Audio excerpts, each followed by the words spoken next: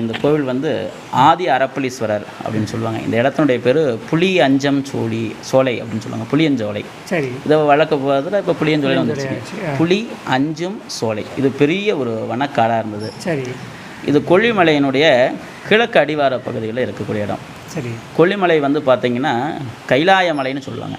தெற்கு பகுதியில் இருக்கக்கூடியதான கைலாய மலை எது அப்படின்னம்னா கொல்லிமலை தான்.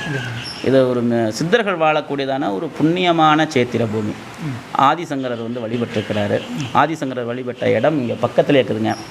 குருவாயி அம்மன் அப்படின்னு சொல்லக்கூடியதான இடம். அப்படிங்கக்கூடிய இடத்துல ஆதிசங்கரர் வந்து வழிபட்டு போயிருக்கிறாருங்க. அப்போ அதுக்கு முன்னாடிய காலகட்டத்தில் இருந்து தோன்றின இடம் இந்த இடம். மலையே சிவலிங்கம். இந்த இடத்துல கூடிய மலையே அரப்பளீஸ்வரர் மலைன்னு சொல்லுவாங்க. இதை அரப்பளீஸ்வரர் சதகமன்னு சொல்லி பாடியிருக்கிறாங்க.